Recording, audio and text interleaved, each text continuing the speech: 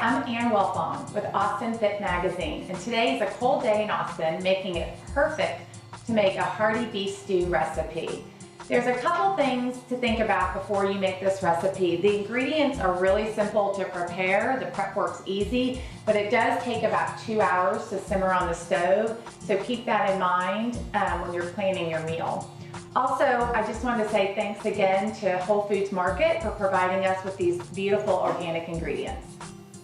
So I've got a stock pot here that's over medium-high heat. I'm just gonna add a little bit of canola oil to that pan. The beef I'm using for the stew is just a lean chuck, and it cooks up really nice. It's gonna be real tender after it simmers for a couple hours. And I have about a pound here, but I'm actually gonna cook it in batches so that we get a nice brown coating on the outside.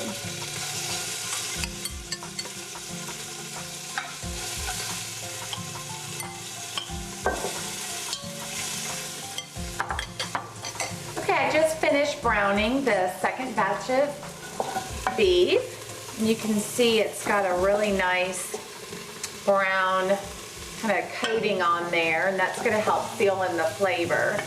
So I'm going to take this out of the pan for now, because next I'm going to saute up the onion and garlic, and I'm going to set this aside and we'll add it in just a little bit.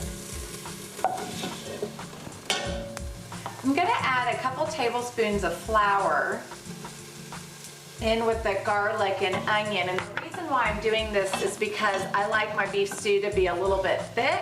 If you don't like that, you can just use less flour or leave the flour out totally if you like just the broth. So you want to stir this continually for about 30 seconds. We want to brown that flour, but we don't want it to burn. Now I'm going to add a cup of red wine in there.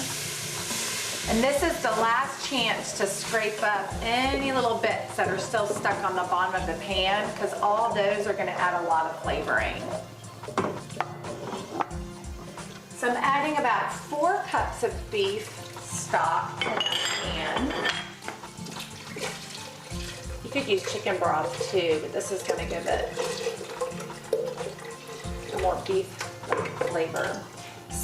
Then I'm going to add the beef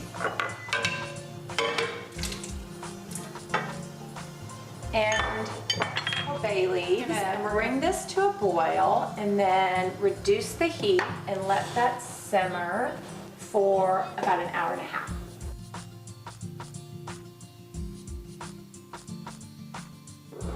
So it's been about an hour and a half, and the beef isn't quite ready yet, but I'm going to go ahead and add the potatoes now, so those have time to cook.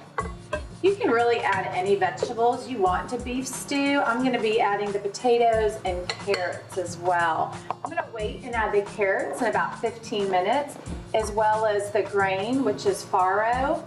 You just don't want either one of those things to get real mushy. The beef has about 15 more minutes to cook, so I'm going to add the carrots now, and then I'm going to add farro, which is a grain that I've recently started cooking with, and it has a real nutty texture, and it's a little heartier than brown rice. And the nice thing about farro is it's high in fiber. It's also a good source of iron and has magnesium as well. So these are going to cook for about 15 more minutes, and then the stew will be ready. I've gone ahead and ladled the soup into a bowl, and I would balance this out with a nice salad with some fresh greens in it and a glass of red wine. Thanks for watching. Join us next month for another fit, fast, and family-friendly recipe.